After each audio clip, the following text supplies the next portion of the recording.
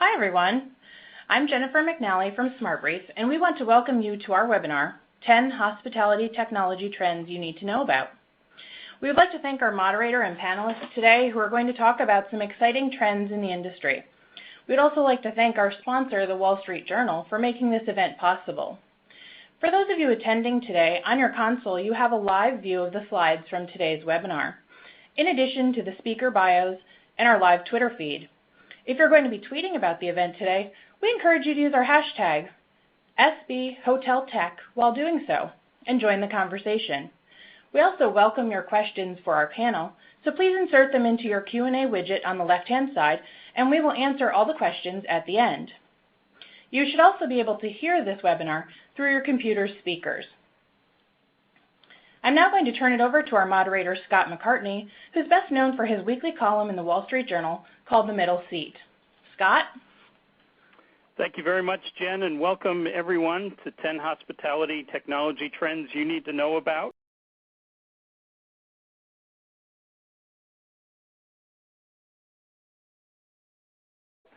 I've been covering travel for 20 years, been writing the Middle Seat column for the Journal since shortly after 9/11.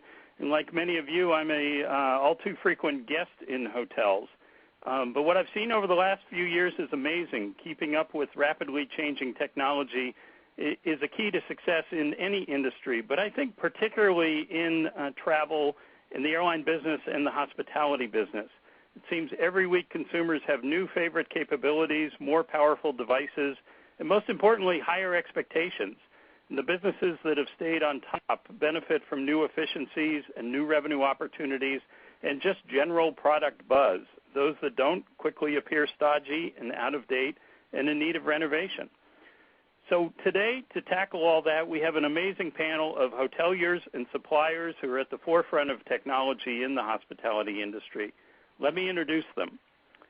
David Adelson is founder and CEO of Intellity, which brings innovative tech apps into hotels. Peggy Fang Rowe is Vice President of Global Operations Services at Marriott International. Peggy helps assess high-impact and strategic products and services for Marriott. David Levin is co-founder and CEO of Four Winds Interactive, a digital signage provider. Herb Mitchley is CEO of Showdog, whose MyMedia product lets guests use hotel TV screens for their own video, music, and pictures and social media off their mobile devices. And Erica Nelson, General Manager of the Muse in New York, a Kimpton hotel. Erica has been involved in Kimpton's Women in Touch initiative, and previously she was with Ritz-Carlton and Hilton. So in this webinar, you're going to learn how guest expectations about hotel technology are changing, the tech trends you need to be aware of to better serve your guests, which tech amenities hotel guests are willing to pay for and which they're not, which areas of the hotel to invest in new technology upgrades, and poll results from SmartBrief surveys of readers to their daily newsletters in the hospitality industry. And if you had any doubt at all about the importance of all of this, look at the slide in front of you. 76% of people polled showed that technology was either important or essential in making hotel choices. But let's start with a live poll of the audience. How many devices do you think guests travel with? Go ahead and vote. We have choices of none, 1, 2, 3, or more.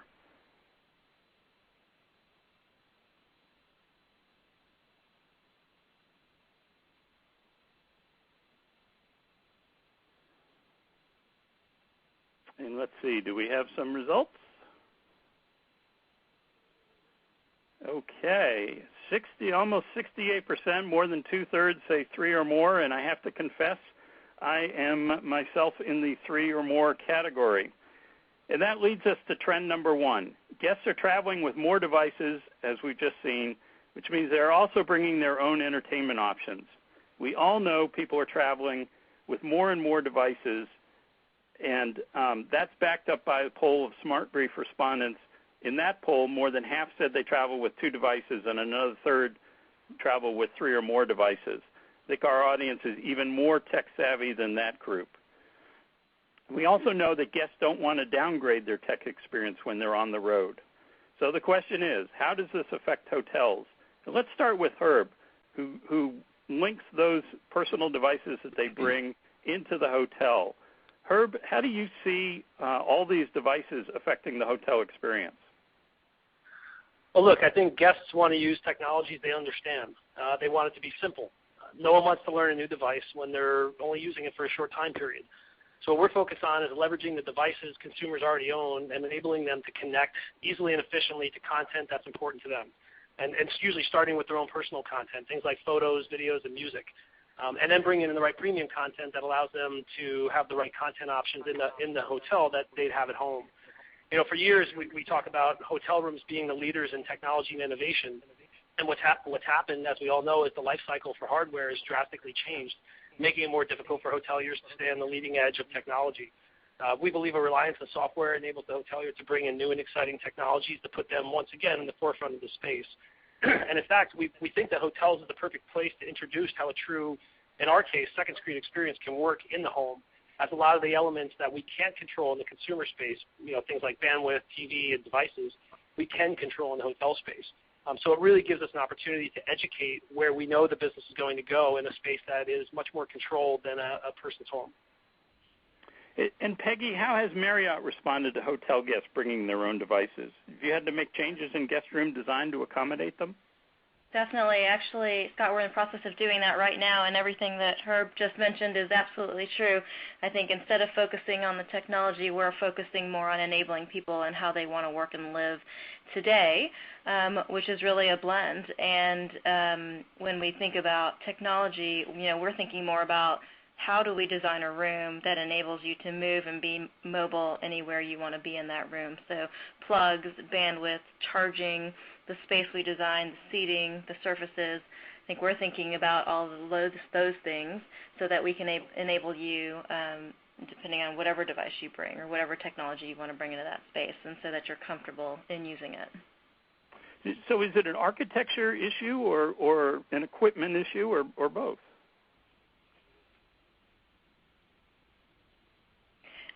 You mean today's issue? Yeah.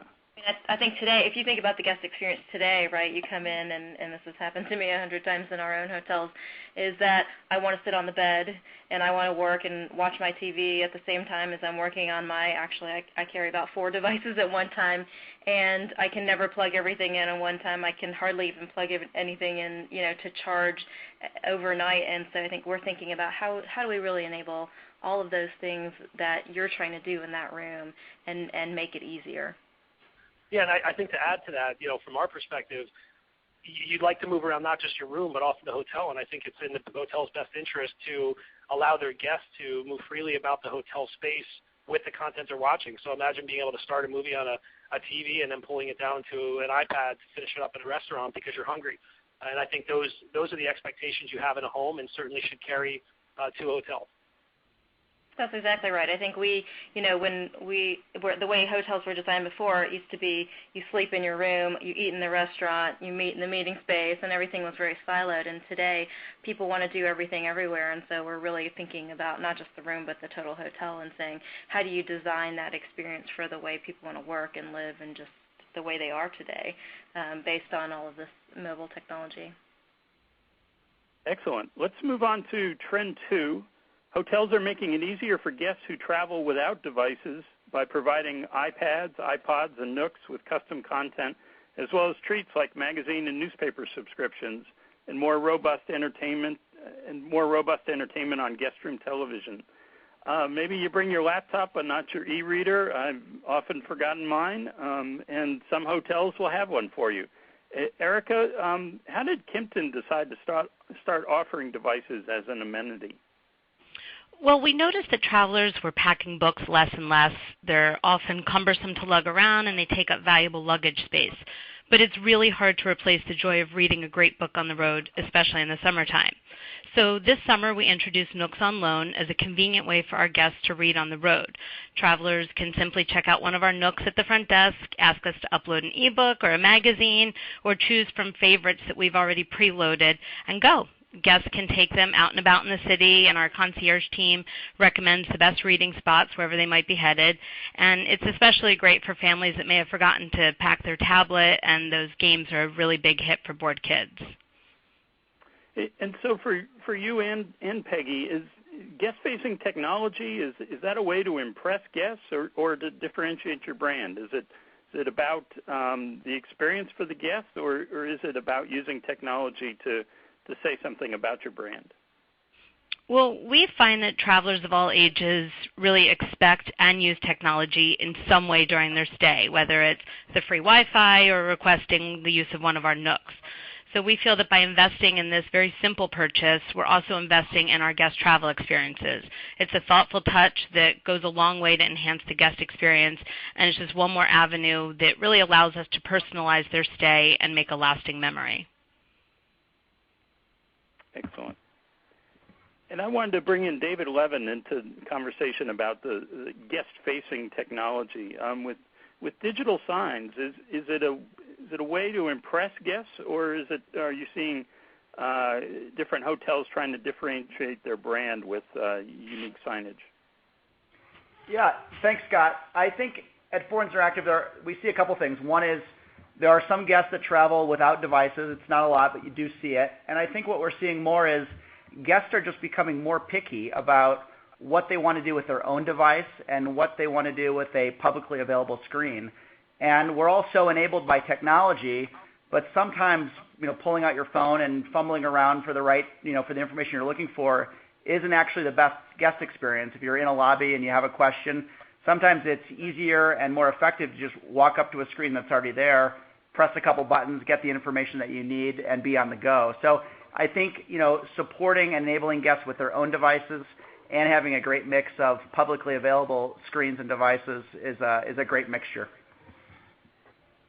Very good. Our third trend, service automation. Services being automated all around us. I have to say, we go to the computer first for things. I had an odd light bulb go out in the house rather than going down to the hardware store. I just a few clicks on Amazon, and I had one at my door 2 days later. We see in hotels guests prefer to order room service, make a housekeeping request, or contact the valet indirectly rather than picking up the phone and talking to somebody. Some even check in this way, of course. The just opened Hyatt Union Square in New York targets guests who have business in the city's Silicon Alley, which means it needs to offer technology that serves those travelers. So it has 3 check-in options: an iPad check-in with staff called Gallery Host, a check-in kiosk, and a traditional front desk. And about 40% of the guests choose the iPad option. For David Adelson, tell us about the ICE application where guests can contact the hotel with a variety of requests, and the system sends that request directly to the staff person who can fulfill it.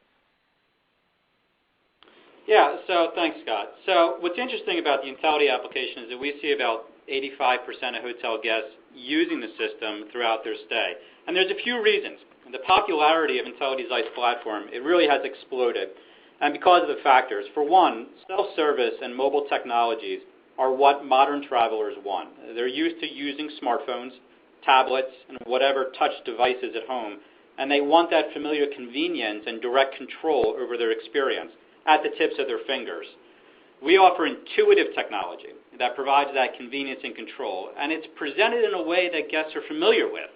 So this naturally lures the user to engage by providing a guest with options that they can make service requests when they want to and how they want to. If they don't want to pick up the phone, they don't have to.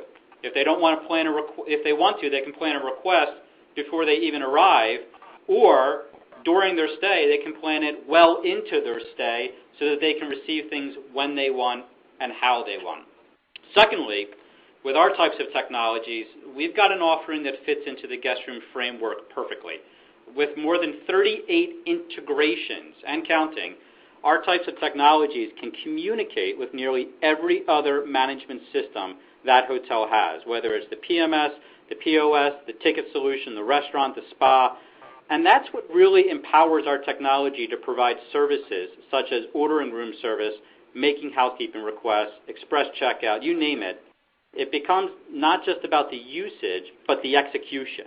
So for a guest, it's just hard to resist, and that's why we see 8 or 9 guests out of 10, regardless of age or location, using our technologies during stay.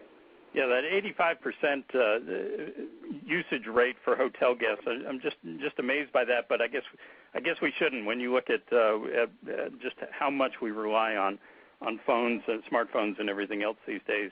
The question we were talking about before, David, is this kind of technology a way to simply impress guests or to differentiate a brand, or is it simply more efficient than having people call on the phone?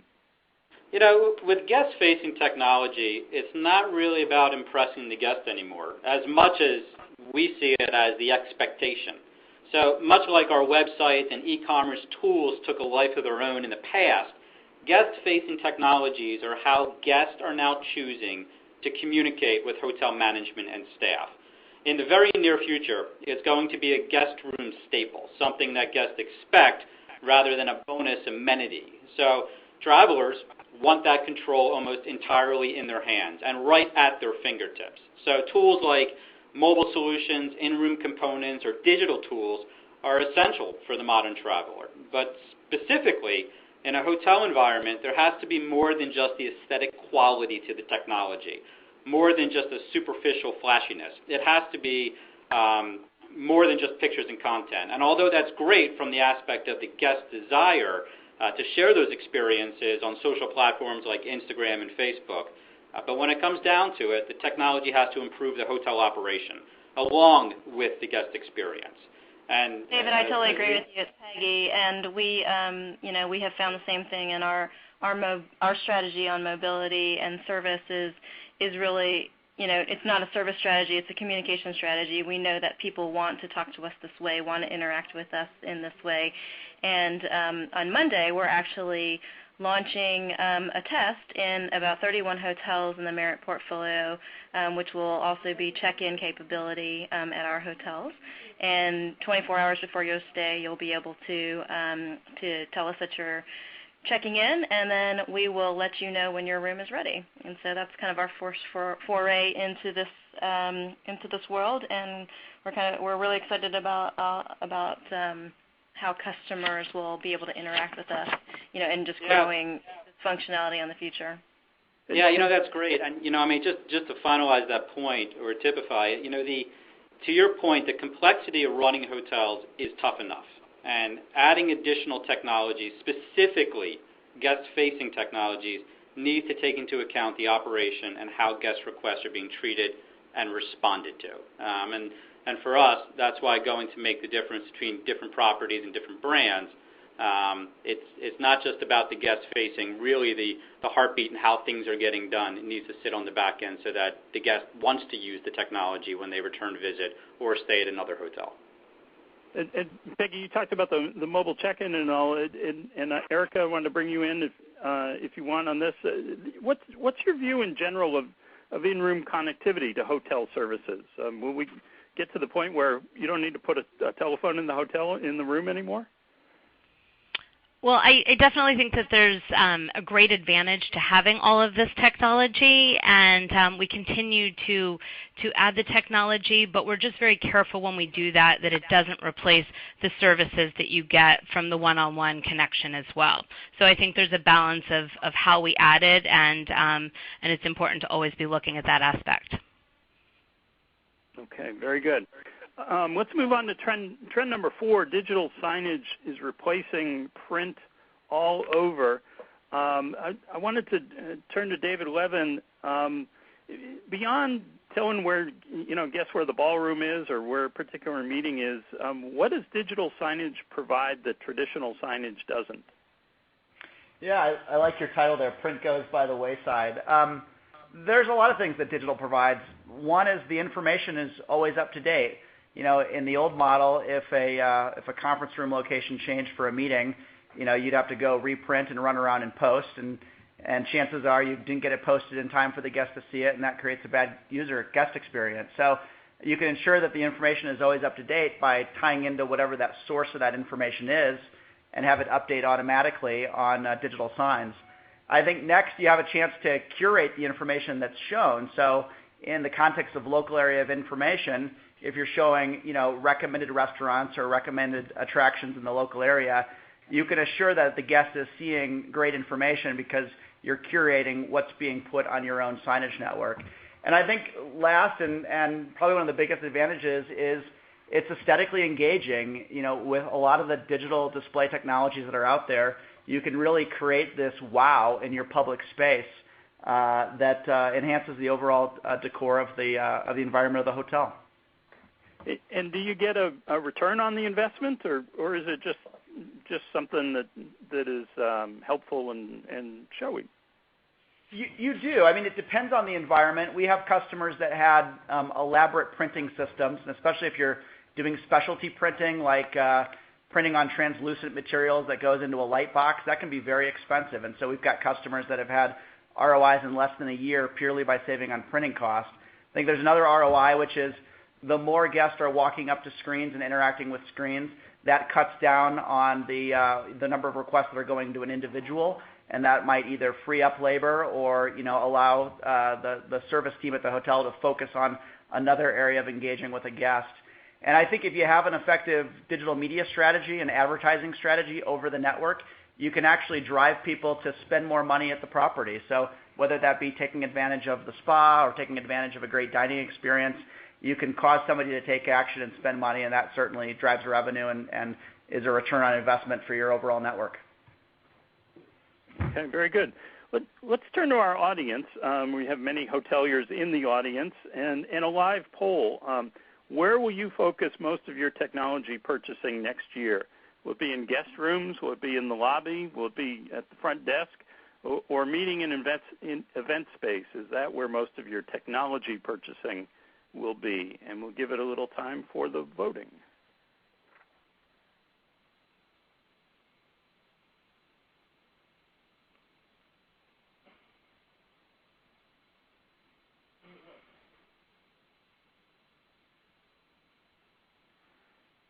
And results are in. Interesting. More than half of you say you will be spending in technology in guest rooms. Very good. Okay. Interesting poll results. Number 2 on that, event space, meeting space in the poll. And that takes us to trend number 5. Tech tools for meeting planners are becoming more sophisticated with apps to take care of common issues during meeting, and ultra-high-tech boardrooms and video conferencing suites.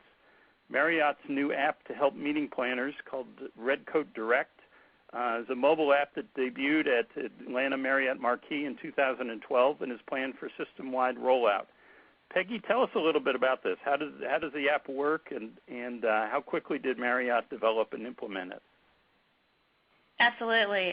Actually, I'll have to admit that I'm a little biased. I lead an initiative called the Future of Meetings at Marriott, and I'm hoping to see more technology investment in the meeting space because I think there's such a world of opportunity there. But we just launched this app called Redcoat Direct, and it allows a meeting planner in the Redcoat at the hotel to connect in real time. So basically 3 days before your event, you get a link to your customized Redcoat Direct application. It's a web-based app, and once you get that link, you can start asking us for whatever you might need for your event even before you get there.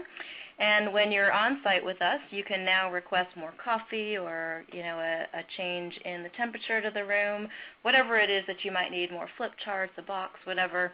And again, as I mentioned before, we're facilitating the conversation with you in the way that planners and customers really want to talk to us. And so real excited about the app, and we basically tested it in a couple hotels for about 90 days as a proof of concept, and then rebuilt the app and launched it in April of this year at a number of pilot hotels, and we're probably in about 25 to 30 hotels right now, and we'll be continuing the launch of that app. Should reach all of the U.S. by the end of the year, and then move into 19 languages and globally in 2014. And this was something that Marriott did quickly. much quicker than in the past. I think we see the value of obviously technology and mobility for our planners and how it is critical to drive relevance with the next generation and just the way people want to work today. And we took a slightly different approach in really building a proof of concept to 50 or 60%, testing it in a hotel with real customers and associates, having them tell us how the technology should work and evolve and how our processes should change, and then quickly bringing it to market. And David Adelson, Intellity, which provides tech apps for hotels, obviously is offerings for meeting planners and meeting space. How do you see this whole the technology in meeting space evolving? And are you focused more on providing tools for hotels or tools for the actual participants in the meeting?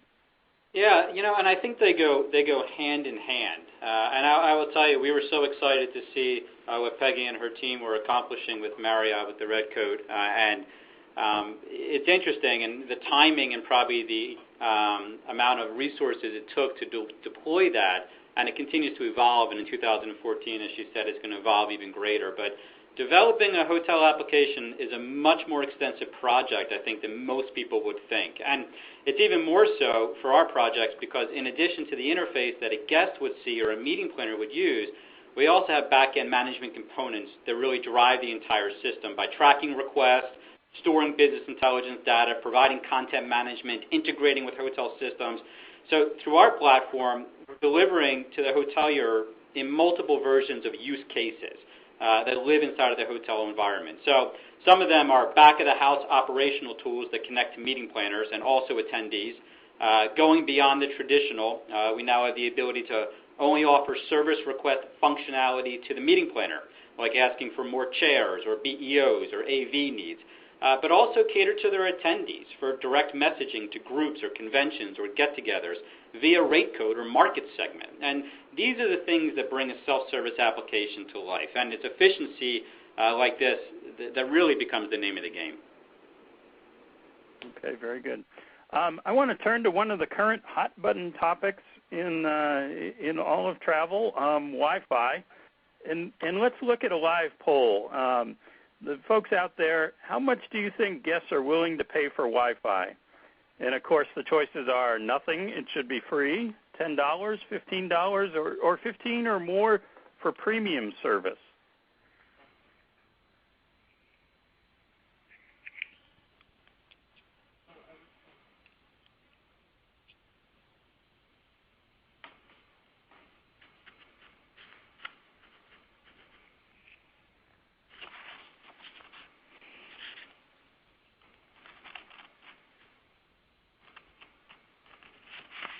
And, of course, 82.5% think hotel guests, as I think most of us do, think Wi-Fi should be free. It's interesting, 10% of you voted 15 or more for premium service. I think the premium service development has been a very interesting trend for hotels to try and at least get some revenue out of providing Wi-Fi.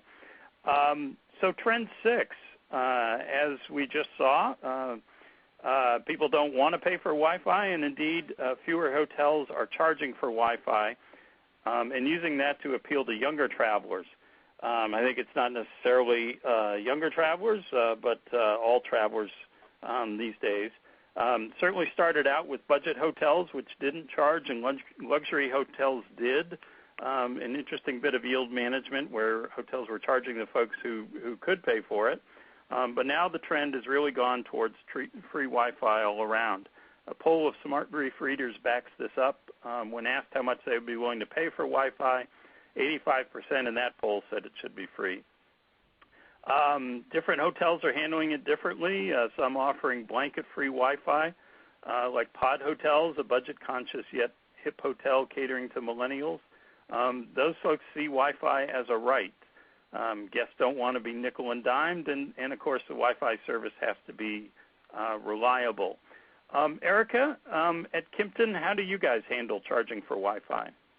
It's free at Kimpton. All you have to do is sign up for our complimentary loyalty program, Kimpton in Touch. And are you finding that that has helped attract guests, or is it just something that's expected now and you got to do? I think that there's definitely some guests that we have attracted, especially in the business realm, that specifically stay with us because of the free Wi-Fi. But in addition to that, I do think many guests expect it. So I think it's a little bit of both. Okay. And Peggy, at Marriott, Golds and Plats, Platinum guests now get it free, and you have it in Wi-Fi. But tell me what Marriott's strategy thinking is on Wi-Fi charging. Yeah, that's right. So we have in our select service and extended stay, obviously free. Most of our lobbies now are free, and then Golds and Plats are free today, and that's globally. And I think, there's no doubt that customers want free Wi-Fi, and they want it all over the hotel, and I think we'd love nothing else to be able to give it. I think it really is about, can the hotel really afford to do that? And, I think in time, we're moving more probably towards how do we give people the amount of Wi-Fi that they need, and how would you tier maybe pricing in order to accommodate that? So, maybe like a base level of Wi-Fi at a low cost or no cost. And then if you're going to do something that takes a lot more bandwidth, then there may be some sort of cost attached to it. Mm-hmm. Okay. And Herb, how does a hotel Wi-Fi policy affect use of Show Dogs products? I wouldn't necessarily say that the policy affects us, whether they charge or not, but being we are a streaming technology, things like bandwidth and concurrent usage do need to be considered. However, our technology doesn't actually tax the Wi-Fi like a lot of other streaming or mirroring type technologies, where you're actually taking a double hit on the Wi-Fi to stream to the device, and then from that device to the TV. We're actually directing the content to stream through the wired connection and not over the Wi-Fi in most cases.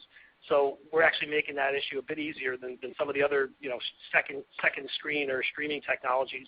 But as a broader comment, I think one of the things we know is that when something's free, people are less likely to complain. And I think there's a number of models that will be tried, and as Peggy said, whether it's adding Wi-Fi to resort fees or tiered billing or offering only the loyalty members, the reality is if you're going to charge for something, it needs to provide a very fluid experience for the guest. And we actually see this as a big opportunity, knowing that the number of consumers bringing in personal devices is only going to increase. We'll continue to put a strain on bandwidth requirements. And while we know that the guests will watch content on their tablets or phones, moving that content to the largest screen in the room to take advantage of the screen and the speakers is an opportunity for the hotel to charge, provided they're offering the right experience for the right price. So is there any correlation between, if a hotel is charging for Wi-Fi, then a guest feels like, hey, I got a movie on my iPad that I can watch on the big screen and I don't need the Wi-Fi? Well, no, I actually think that the guest feels that they should be able to watch content on their device. But the reality is, to move that to the largest screen in the room, I'll listen to music on my iPad in a room, but if I can listen to it using the speakers on my TV, would I be willing to pay a fee to do that? And I think that's what we've been seeing, is that there is an opportunity for a premium-based service where you don't necessarily have to take advantage of it, but if you do, what's the right price to do that? And I think that that's a place where, knowing that these devices are only going to continue to eat up bandwidth, the hotels can create an opportunity to eat up some of that cost by offering a service that the guest chooses to use. Okay, very good. Let's move from the room and down to the lobby. The lobby has become a tech hub, from offering oversized touch screens to Wii tournaments to communal tables with power jacks. The lobby is no longer just a way station for guests. Hotels are trying to encourage guests to spend time in lobbies by offering program, residential-style furniture, and plenty of electrical outlets. And when guests want to work independently, they often want to do so around people. At the ultra-hip Ace Hotel in Manhattan, the lobby is consistently filled with laptop or tablet-toting guests at the wooden communal tables and plush sectionals. And I would add, not just from my own personal experience, but sometimes people like to sit down there and work with a glass of wine or something else bought in the lobby or at the bar. It's a nice way to get out of the room. Courtyard by Marriott's Go Board brought branded digital signage into the lobby, the large LCD touchscreen in the lobby that allows guests to interact with that Four Winds interactive technology developed for Marriott. Peggy, tell us a little bit more about the Go Board and what it can do and what you're doing in your lobbies.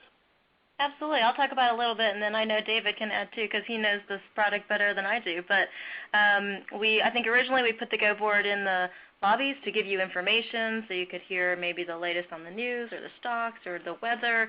And since we've put it in, we've definitely added more functionality now where you can check flight information, where you can get local information about restaurants or maybe concerts or things that are going on in a local area. We have a QR code capability where you can get information and get that on your phone, whether it's directions or local information very easily. And soon we'll be adding food and beverage options that you can get in the lobby. So we're really using this Go Board as a way to communicate to you in the lobby and allow you to interact with us. And there's no more frustrating thing than waiting in line at a front desk to ask a quick question about where you might be able to get a bite to eat. And so I think the Go Board really helps facilitate that. And then on your other note about lobbies sort of becoming this tech hub and people wanting to spend more time there, I think the Go Board kind of facilitates a lot of the information and things you might want to get in the lobby. And we'll talk later about our concept Workspace on Demand, which is really about people wanting to work in the lobby. And we have a technology tool that allows you to kind of book that space and work there as well. So maybe I'll turn it over to David. You could talk more about the Go Board from your perspective. I think that's a great description. It's sort of like the digital dashboard for the business traveler. And I have a personal experience as it relates to the Go Board during the first property that it was installed in, and this goes back several years ago. I just happened to glance over at the screen, and the screen was rotating through local area events, and I saw that the police were in town. And I'm a big fan of the police. They were on a tour, and my brother's a big fan of the police. So I would have had no idea, and I wouldn't have proactively looked to see what was in town because I wasn't going to see a concert. But when I realized the police were in town, I ended up getting tickets. My brother actually ended up flying in, and we had a great experience at the police concert. And I learned that just because it was rotating through on the Go Board. So it's a great tool for local area information. Very good. David Adelson, Starwood's Aloft properties include the Intellity ICE application on touchscreens in their lobbies. What can guests do with that? Yeah, so the Aloft and Element hotels, they rolled out what was called their Cool Concierge program. And basically, guests are able to use the Cool Concierge solution to access a variety of hotel services like printing boarding passes or checking flight information, accessing information about the hotel or local attractions and sites, and making guest requests like restaurant reservations or taxi pickup service. And those are just a few. And mostly it's a flexible solution that can really be custom fitted to their specific hotels. And it ends up acting as a virtual concierge conveniently located in a central public area that all the hotel guests can use and appreciate. And as someone said, it really just takes the burden off of that front desk or other staff members that may be attending to checking in guests and allow other guests to get direct information when they want, how they want. So are these sort of efficiency moves where you do lessen the burden on staff, or is it just sort of how your guests now want information? I think it's a mix of both. Our guests expect to have the information at their fingertips, or they're attracted to screens that they can touch and move and play with, and that's innate. And I truly believe that the migration is, we're seeing it everywhere. But on the hotel side, our hotels are running a little bit leaner than maybe they once were. Our staff are dealing with more job functions than they once were. And if a technology can take off a small percentage for each guest request multiplied over the course of a day, a month, and a year, that's some pretty good efficiencies. And that's where dual technology becomes a benefit to a hotel and not just a benefit to the guest using it. I think that's great, David. I'd add one more. I agree with those two, and I'd add one more, which is it can give a hotel brand the opportunity to execute something across a large group of hotels really quickly. And in the GoBoard's case, because that screen is in over 700 hotels, if the brand is launching a new program, overnight we can push new content out to those screens and the guest has that information. So it's more efficient and it's a better way to execute promotions and get information out to the guest in a format that the guest is used to getting it in. Yeah, and I'll even tag on there, David, along with you. In our mobility stage these days, taking even that information that is real content, real information that sits in a hotel lobby, that is interactive, now guests have the ability to take it with them when they leave the hotel and still continue to have that engagement with a brand or a hotel, learning about what's happening. And our brands can do it from one central location that controls every guest-facing device, whether it be lobby, mobility, TV, in-room, so on and so forth. And that becomes a very powerful tool for a single hotel or an entire brand. That's right. It's a way to deliver that personal touch to the guest. All right. We've been talking about technology for quite some time now, and have yet to really zero in on social media. That may be a record for a technology conference call, but let's do a live poll on hotel presence on social media. For all you folks listening out there, does your hotel have a strong presence in social media? Have some presence, but you rely on the brand, or no, you're planning to do it, or just not at this time? Please vote, and we'll look at the results.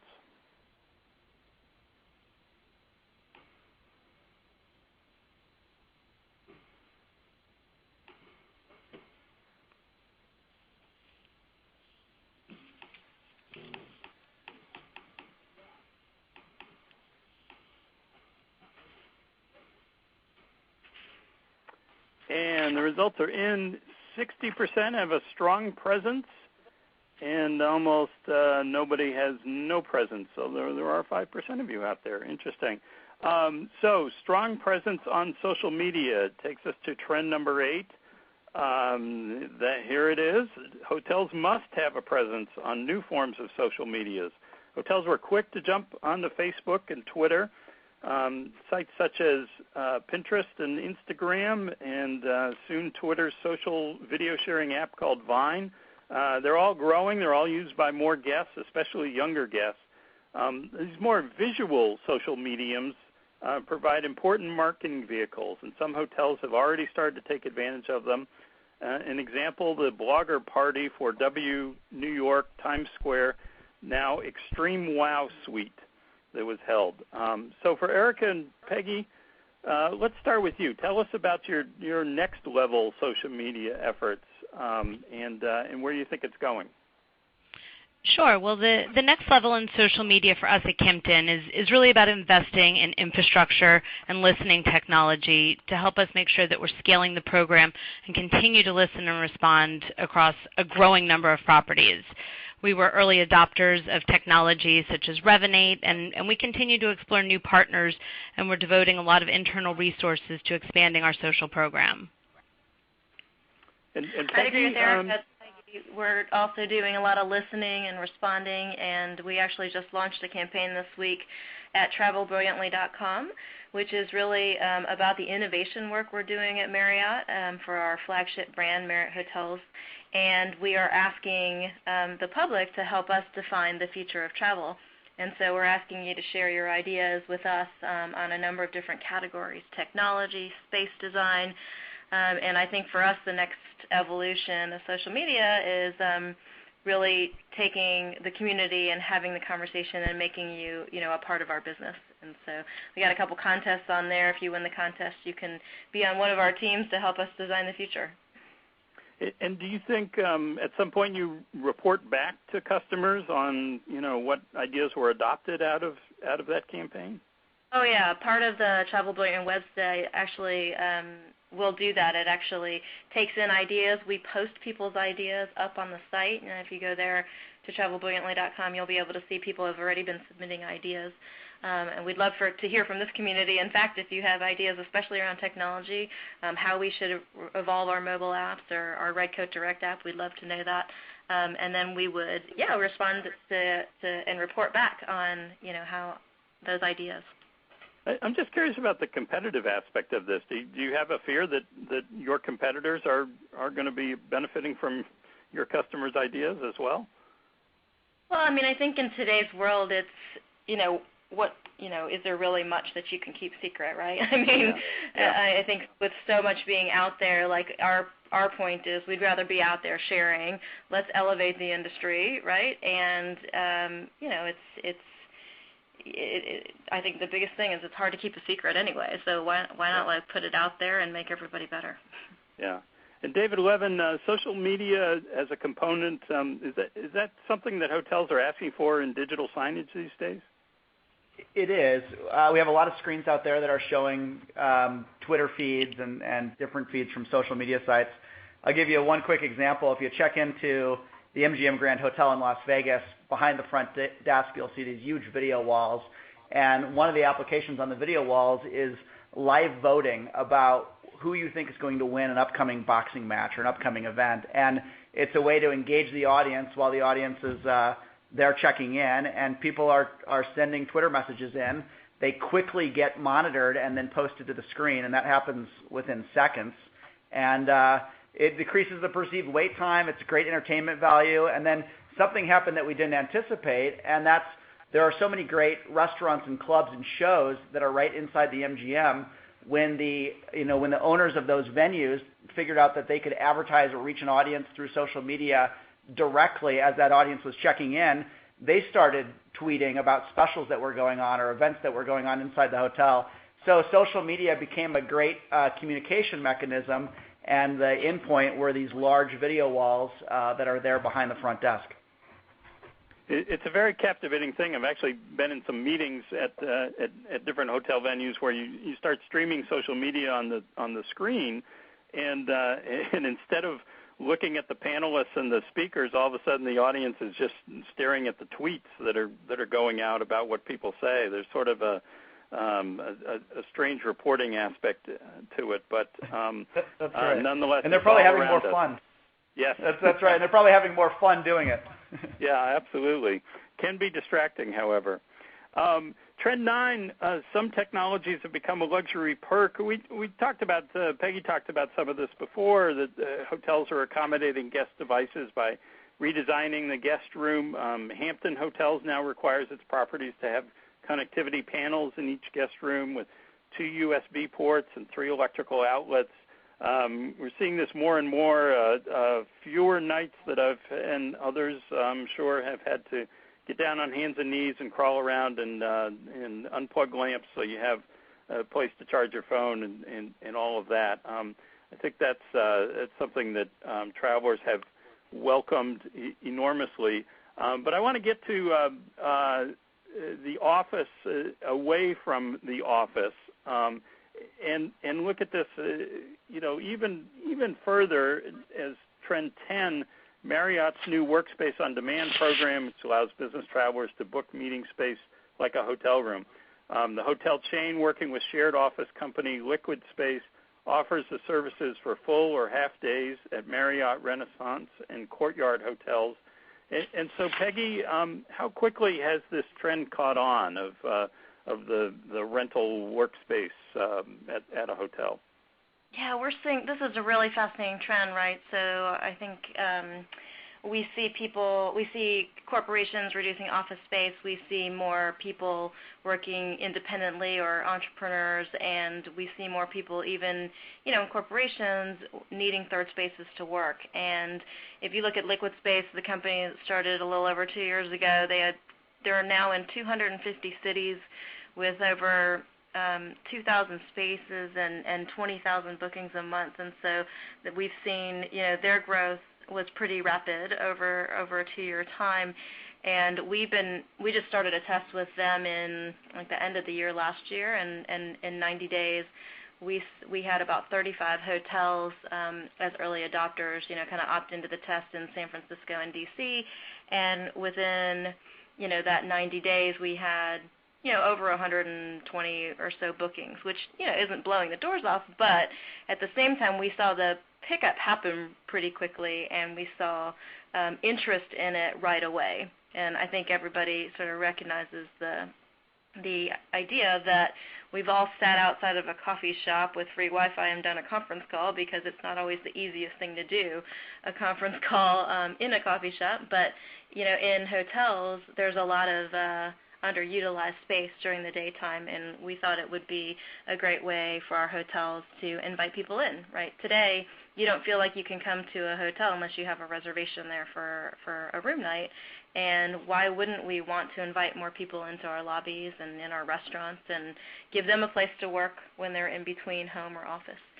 So this is another concept we're testing and we're really excited about, and we plan to extend and expand the program this summer in 6 major markets.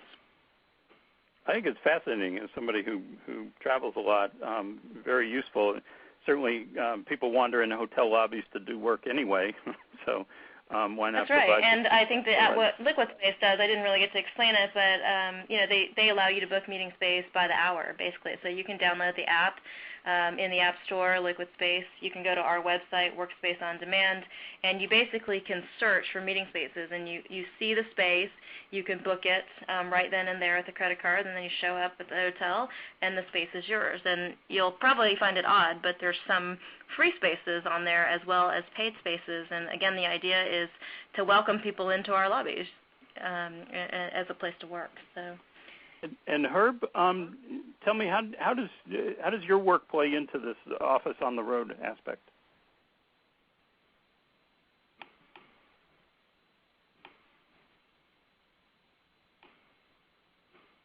Do we have Herb? Sorry about that. I was on mute. I said this could be an hour long in and of itself. We talk about all these great technologies for consumers. Yet when you get to work on Monday for enterprise, many of these technologies don't work, and we see this as a huge opportunity outside of hotels, but certainly in hotels, focusing on the enterprise space and conferences.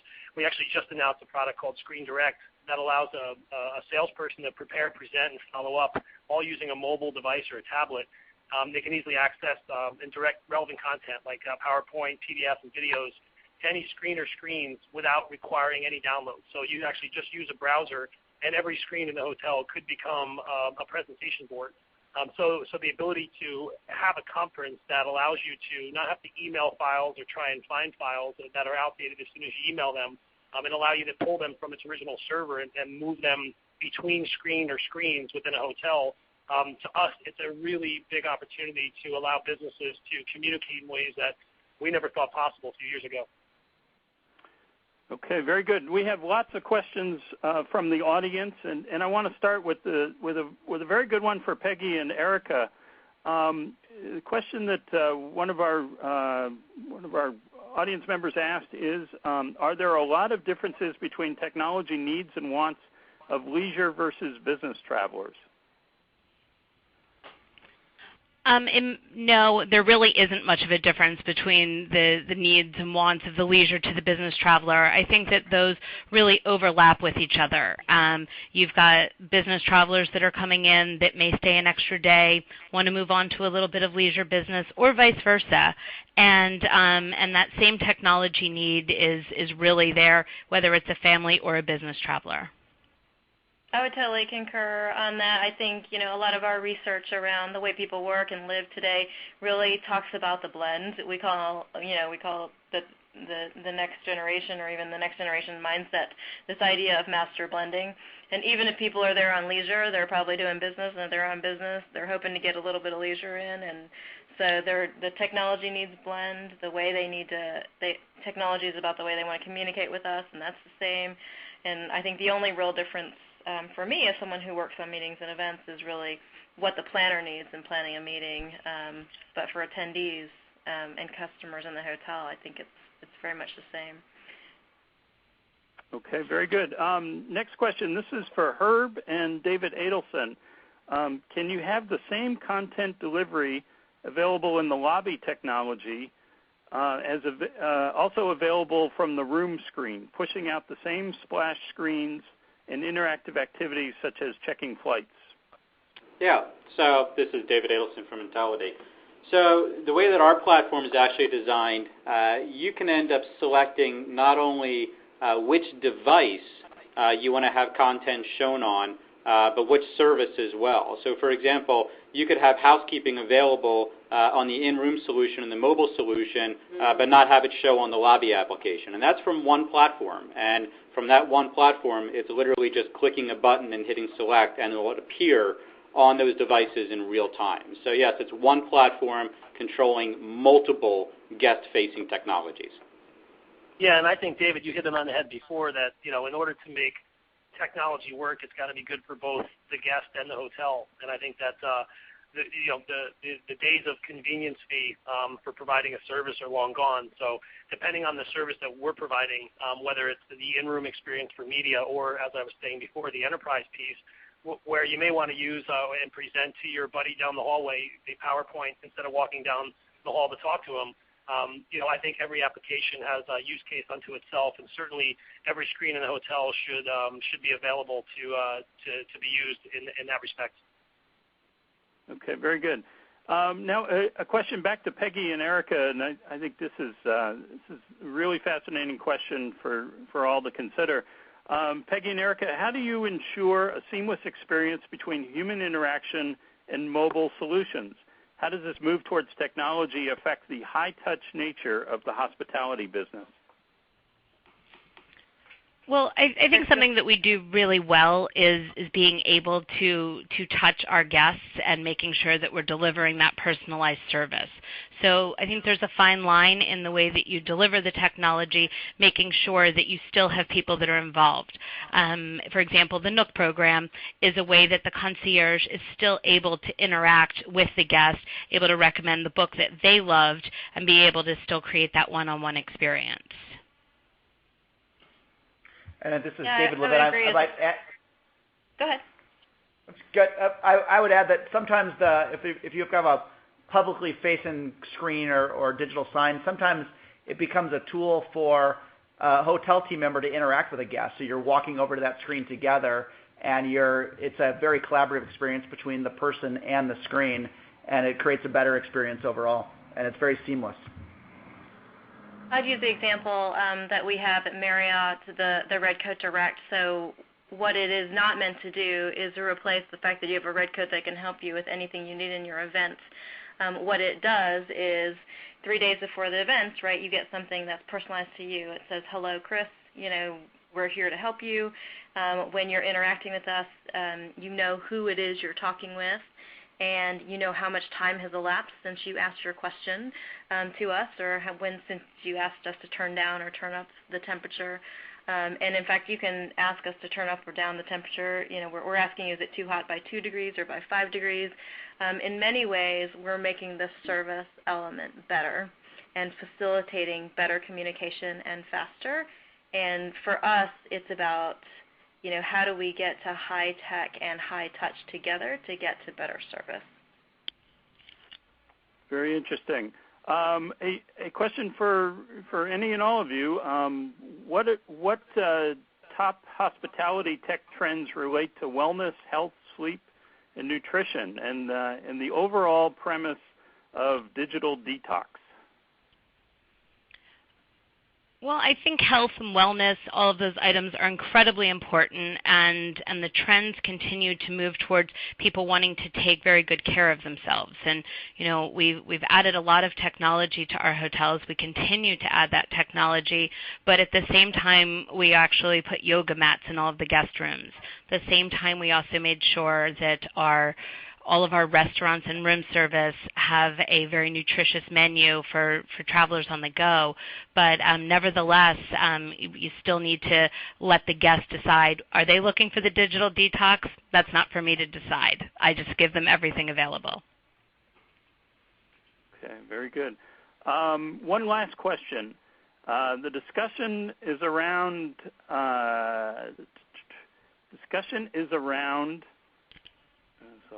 an ideal world where technology is always working. The real world is that 50% of the time the technology does not work. What do you do when the technology fails? I'll jump in. I mean, I certainly hope technology doesn't fail 50% of the time. That would be bad. But I certainly think that first of all, it's identifying why it's not working, and whether that be through, a lot of times it could be human error. And so, identifying what the root cause of that as quickly as possible is something that can reduce the frustration level for a guest. So if it's human error, identifying that and explaining that through a notification that this isn't working for that reason, and then obviously escalating that to have people available to access or at least communicate through at least our application what's going wrong and why it's going wrong. I think people understand that things don't work all the time in technology, but it's how you communicate in those times that either frustrate or don't frustrate. Yeah, and this is David from Intelity, and I would certainly agree. And what's most interesting is that technology is moving so fast right now. I mean, every single day is changing, and for the integrations that are happening with other partners, there's a lot of moving streams, and they all have to talk, and they all have to communicate, and they all have to be on the same page. And in some cases, that just doesn't happen. But in most cases, or hopefully in all cases, there's the fallback position that the guest is never impacted. So whether there's redundancy for guest request, if it's not going into an alternate system, there should be redundancy going to staff and follow-up training and post the best practices and things that you can do to alleviate and to the guest having them not even know that anything happened, and it really just ends up being a hotel operational sore spot and never a guest sore spot. Okay, well, I just want to add to all this my thanks to the panelists. I think, as you've seen, technology is vitally important to this business and so many others. You ignore it at your own peril. There's a lot of things it can do. You have to also make the right choices, and I think we've had a lot of good insight today on what's going out there in the hotel world. So thanks to all the panelists, and I know Jen has some details to offer on the white paper and other things, so I'll throw it to you, Jen. Thanks. Great. Thank you, Scott. Once again, I echo your thanks both to you as the moderator and to all of our great panelists. We really appreciate your participation today in this informative discussion. And also to all of our attendees, we hope you learned something interesting from the past hour. And we really appreciate all of your great questions. We got questions from small hoteliers and large organizations and travelers alike. And unfortunately, we just couldn't get to all of them in our allotted time. But we encourage you to continue the conversation through our hashtag SBHotelTech. And to learn more about this topic, we'd like you to make sure to visit the Resource Center before you log off and download your complimentary copy of the companion white paper of the same name as this webinar. Also, please note some contact information here so you can keep in touch with our panelists or our moderator on Twitter, LinkedIn, or over email. And if you're interested in hearing more from the Wall Street Journal, please feel free to contact Michael Corliss, whose contact information is in the middle of this last slide. Thank you all, and have a great day.